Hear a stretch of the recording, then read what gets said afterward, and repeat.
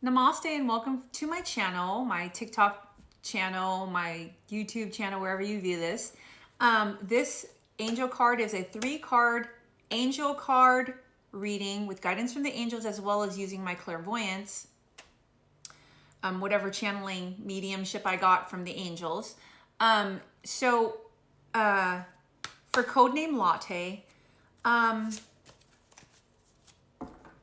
we actually are going to pray over the cards and do any kind of clearing. I'm asking my personal guides to guide me. The first question is, you have a negative attachment to you and you want to know any insight for this negative attachment. You've been trying to get it off you.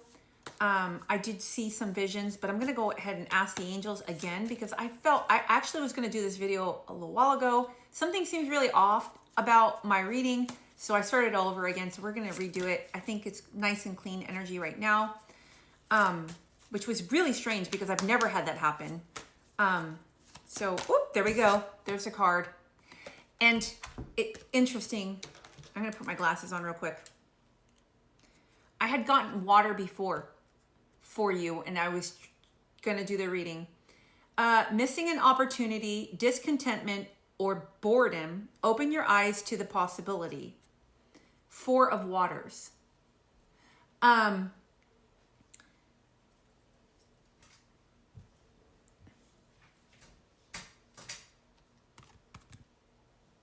Sorry about that.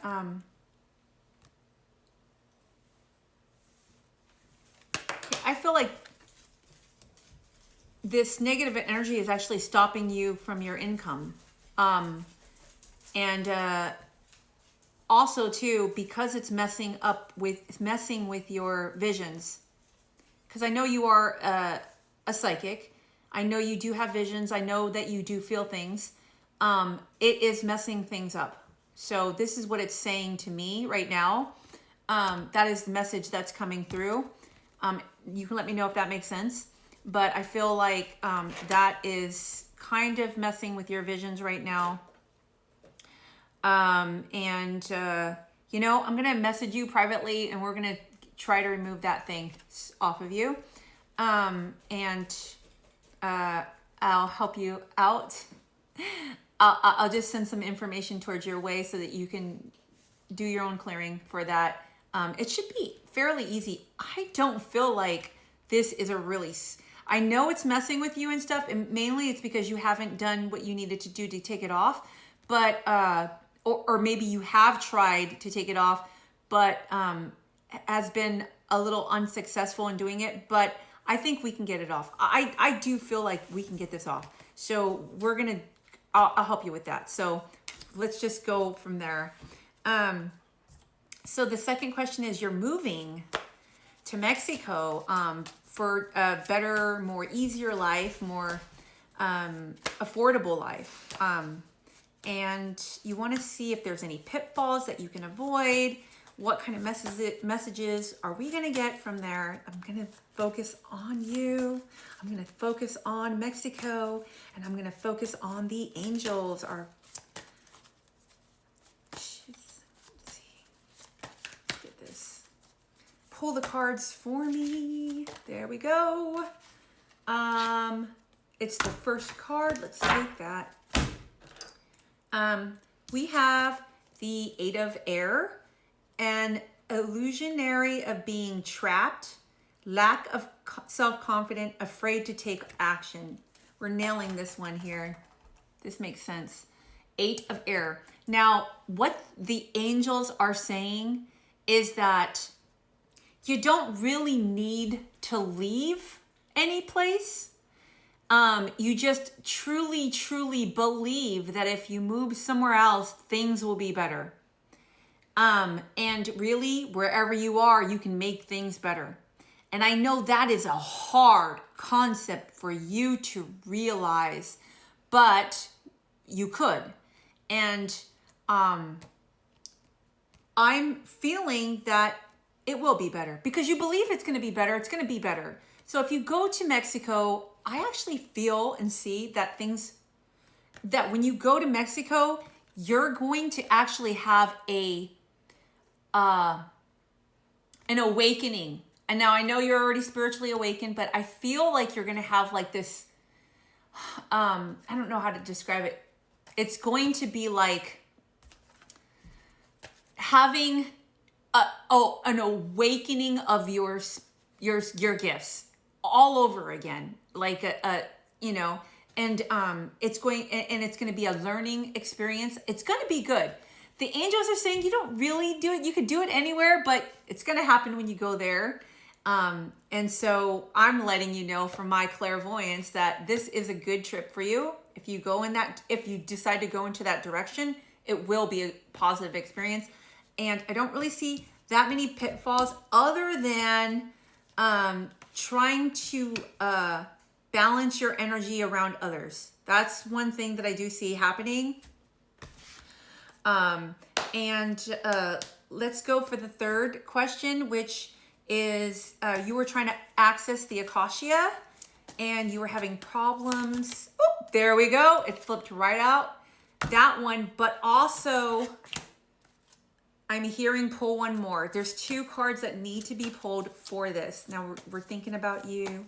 We're thinking about accessing the Akashic. All right. Thinking about you. We're thinking about the Akashic. Thinking about you. Akashic. Come on, give me some insight here. There we go. So the first one, it says, do not pull the other ones. Okay, so King of Water, trustworthy, compassionate, respectful, cultured. Open your heart and mind to those around you. Trustworthy, heartfelt advice, charity work. And this one here is the 2 of Waters. You have 2 waters. You have the King and the 2. 2 usually signifies like a relationship. We have a relationship that continues to grow closer, forgiveness, the positive revolution of conflict. Okay, so we have these 2 together, right? And I feel like you're going to pick up on something from this as well. So you have your own little vision going on. You can let me know if that makes sense. But what I am feeling from this is, one, try to do readings for others instead of yourself. That's going to open the door for yourself. Okay. It's really hard to do readings for ourselves. Or go to somebody else to do a reading for you if you want to access the Akashic. That is what I'm hearing. It's possible everyone can access it, but very few can. And there's a reason why. It's because you have to go in completely and utterly honorable, completely honorable. You cannot go in there and try to look at your future. I've never been able to see my future in the Akashic ever, unless I'm doing a future life reading for myself. But when I just look at like what is going on in my own personal life, I'll never be able to see it. They're not going to show it to me. If you ask when I find love, they'll say when you learn how to love yourself. That's what kind of answers they give you. They don't give you a date. They don't give you time. They don't give you timelines in the Akashic. They don't work that way. It doesn't work that way. So that's probably what it is. You're probably looking for things that they're not going to answer. So you're going to be off. You're not going to see the things that you want to see because those are not the answers they're going to give you. Now, you probably did go in there and ask questions and they didn't give you any answers, or you created your own answers and then were off because you're trying to get them to answer questions. Now, I can look clairvoyantly for myself and see things that are going to happen, but I cannot go into the Akashic and ask them what's going to happen. So if you want to see what's going on in your life, you're going to have to look clairvoyantly. And in this aspect, you're going to have to clear your mind of all your hopes, all your fears, and really focus on what you feel and see. It could be something that you don't want to feel and see and you just want to deny it.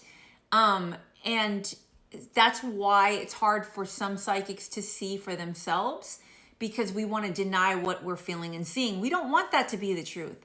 Or sometimes we hope so hard and we're hoping this happens that we're so focused on that, that's all we